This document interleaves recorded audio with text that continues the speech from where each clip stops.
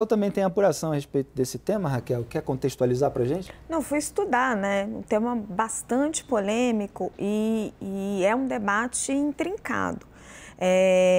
Não sei se é exatamente este o caso, porque eu não consegui ter acesso à decisão completa, mas um debate intenso que tem nas Forças Armadas sobre essas vagas estritas para o sexo masculino são as vagas para combatentes. Hoje, as Forças Armadas brasileiras não é que não permitem, até permitem que as mulheres entrem em vagas para combatentes quando elas são atividade fim. Então, por exemplo, se é logística, se agora esqueci os nomes técnicos, mas se é uma área que auxilia os combatentes, elas podem participar. Se é diretamente a infantaria, quem está ali na frente de combate, não. Elas não têm acesso a esse tipo de participação. E é importante na carreira militar você passar por essa parte de combatente, porque sem isso, sem estar na atividade fim de combatente, você não consegue chegar, por exemplo, ao máximo da carreira no Exército, que é o general 4 estrelas. Então, não é à toa que a gente não tem nenhuma mulher general 4 estrelas. E existe um debate intenso, né? Conversei mais dentro do Exército, foi difícil o acesso à Marinha, sobre como isso deveria ser feito. O entendimento hoje dentro do Exército é que mulher e homem não têm força física igual, então eles entendem isso. A mulher não teria o acesso a essas vagas, a transgênero, ela entrou na vaga quando ainda se identificava como homem. Ela mudou ali a sua identificação e não teria, portanto, o direito àquela vaga que não é disposta também para outras mulheres, não só para a mulher transgênero. Por isso que a União faz essa reivindicação, a Justiça entendeu que não, que estava havendo uma discriminação. Agora, existe uma ala dentro do Exército que por enquanto ainda é uma área vencida, mas que defende uma outra interpretação. Eles defendem o seguinte: olha, deve ser individualizado, a avaliação deve ser individual, não vamos discriminar ninguém. Abre para todo mundo o processo seletivo e se as mulheres passarem, elas podem entrar. E são provas realmente muito difíceis. Estavam me descrevendo que você tem que, às vezes, subir uma corda de 7 metros usando só as mãos. Então, por exemplo, em alguns países do mundo, as mulheres não podem participar dessas áreas de combatente. Me citaram o exemplo dos Estados Unidos. Em outros países, elas podem. Acabam sendo uma fatia muito pequena, 2%, 3%. Mas há mulheres que conseguem fazer esse tipo, caminhar 100 quilômetros com a mochila de 40 quilos nas costas e consegue se qualificar. Então, tem uma área dentro das Forças Armadas fazendo essa discussão, querendo abrir a oportunidade para todas as mulheres, e tem uma área dentro das Forças Armadas que ainda permanece e que restringe. E aí entra o debate da mulher transgênero. Quando ela passa para essa vaga, quando ainda se identifica como homem, aí ela muda. Como mulher não tem acesso, aí o Exército... Uma vez aprovada, quer dizer, uma vez aprovada, aí o Exército entende, bom, como mulher você não tem mais acesso porque nenhuma mulher entende. E aí a Corte disse, não, você está fazendo uma discriminação porque ela já conseguiu esta vaga. Então, assim, é um debate realmente delicado e intricado. Gabriela?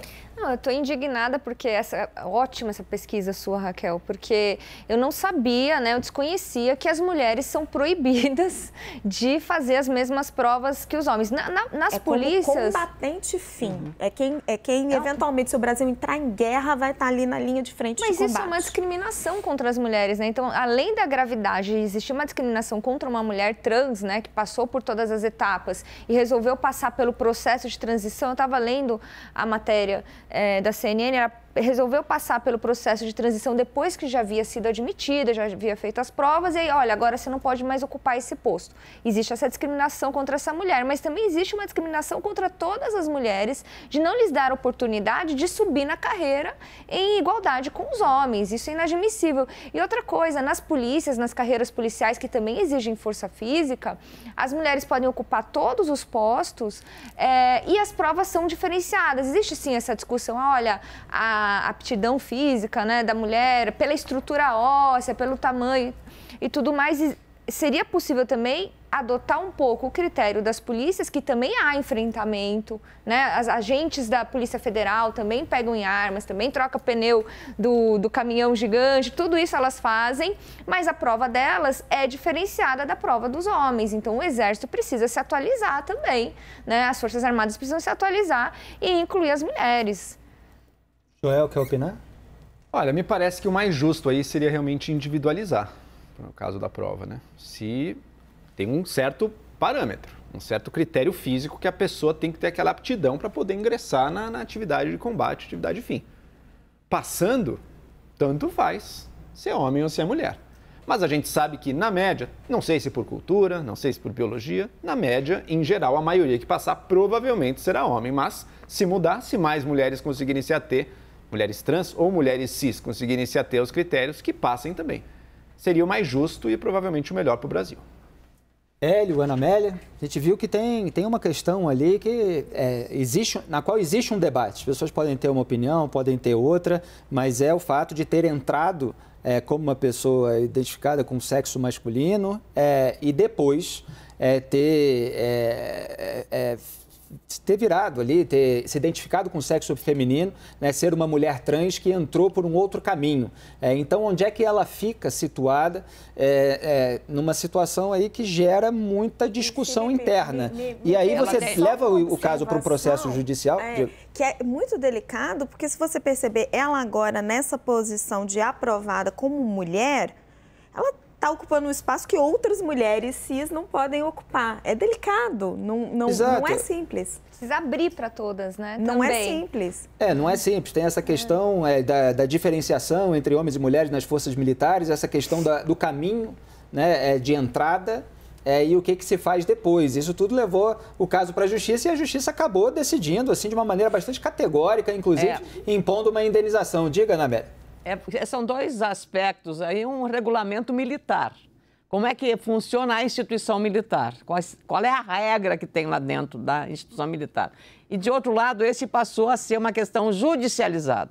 Então, a judicialização, quando acontece, parece que esse tema, que é extremamente polêmico e complexo, não há, nem na racionalidade você tem que examinar. Não se discute aqui o direito da transexualidade. Não é essa a questão é, nesse caso específico. E, mais do que tudo, como é que você vai aplicar esta regra dentro de uma instituição com essas exigências que tem no Exército, ou na Marinha, ou na Aeronáutica. Então, penso que o caminho mais lógico nisso, porque vai requerer muita discussão também, é a questão da individualidade, caso a caso. Você não vai ter uma regra para isso. Olha, toda trans vai ser assim ou vai ser, porque você não vai abrir um concurso para pessoas trans dentro do Exército. Vai ser para homens e mulheres. Então, eu não acredito que haja uma evolução dentro das Forças Armadas para esse processo. Então, esse caso tem que ser tratado na sua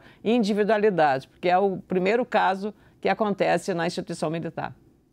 Hélio, a gente falou aqui que existe uma discussão também já antiga em relação à participação de pessoas trans no esporte. Qual é a categoria, se debate até a criação de novos critérios, mais ou menos na linha análoga ao que o Joel estava comentando, quer dizer, se a pessoa é capaz, se a pessoa tem uma estrutura física, ela poderia entrar numa categoria que não entra hoje, Felipe, tem o caso aí do William Thomas, que agora é trans, Lia Thomas, pelo menos vi nas redes sociais, que foi a primeira mulher de maior velocidade do mundo, mais trans, mas ela se chama Lia Thomas. Antes ela era William Thomas, então como trans.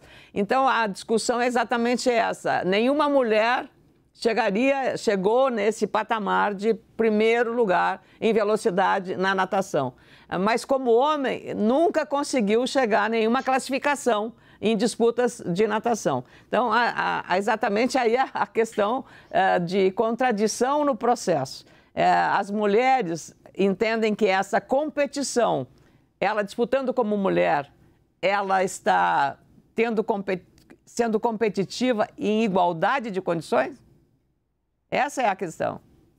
Exatamente. Pode-se traçar aí uma diferença física genérica, mas também existem os casos individuais e tudo tem que ser levado em consideração nesse debate. E as forças militares, elas têm as suas próprias regras para ver quem vai fazer o quê numa eventualidade de uma guerra. Quer dizer, é uma discussão bastante sensível. Hélio, quer destacar algum ponto? Eu acho que o dilema aqui nesse caso, Felipe, nas Forças Armadas, é muito menor do que no esporte.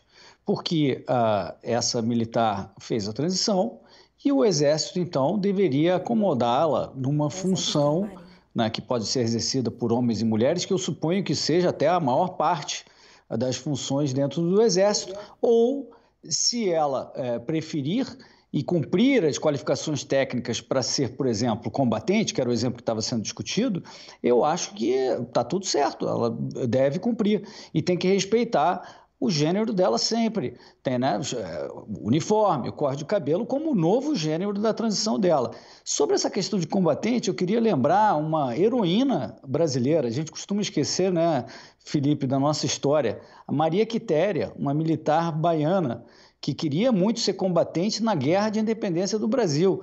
E, se eu não me engano, ela se vestiu de homem e tal, corte de cabelo, e se uniformizou para poder lutar pela independência do Brasil, Felipe. Então, eu acho que aqui o dilema é muito mais tênue. Eu não vejo grande dilema, para falar a verdade. Eu acho que tem que se respeitar a decisão da transição. Você não pode demitir, obviamente, tirar do Exército da pessoa, porque é só por determinadas faltas específicas que existem no Exército. Você tem que acomodar a pessoa, porque agora ela está com outro gênero, que pode não cumprir regras internas do Exército, que tem que ser respeitadas, mas você tem que acomodar a pessoa. Eu não vejo que isso necessariamente represente um conflito com outras mulheres. Você pode adequar essa vaga internamente quando possível. Eu acho muito raro o caso em que haveria um embate entre o interesse de uma mulher que já está dentro do Exército com essa transição dessa mulher trans. Então, eu não vejo tanta polêmica assim não, Felipe. Só registrar rapidamente que a militar trans dessa pauta é da Marinha. Eu acabei citando o Exército, fazendo uma analogia, induzi o Hélio a falar do Exército, mas o caso específico é da Marinha, embora isso envolva decisões a serem tomadas por todas as Forças Armadas. Diga, João. A única coisa que, se realmente foi isso, não fecha é esta mulher trans agora tem acesso a um caminho na carreira que as mulheres cis não têm. Se isso tiver configurado, evidente, vai ter que mudar, né? Não tem como manter, não tem como sustentar uma situação assim. Joel, eu estava vendo sobre outro aspecto. Isso. Talvez esse caso dessa mulher trans possa abrir caminhos para as mulheres. Então, imaginem só, o Exército Brasileiro, que nunca teve uma mulher com a oportunidade de ser general, a primeira mulher general do Exército, não. Eu estou incorrendo em erro de novo. É da Marinha, a primeira mulher, né? Que vai chegar. Qual que é o mais alto da Marinha? Não é general, é outro nome, Marinha já é almirante. Almirante, isso. Mas já tem, a Marinha já chegou, já tem. Então não tem sentido. Marinha Raquel, está muito adiantada. Só quem fosse para o combate. Eu dei um exemplo do Exército, que nós não temos nenhuma general de 4 estrelas. Na Marinha, eu realmente não sei se a gente tem um almirante no nível mais alto da carreira. Bom, então ela abriria caminho para as mulheres. Vamos falar nas Forças Armadas em geral, para a gente não especificar, mas ela abriria espaço para as outras mulheres. Então, uma mulher trans, né, conseguindo superar esses obstáculos, pode abrir espaço para as mulheres cis também na carreira das Forças Armadas.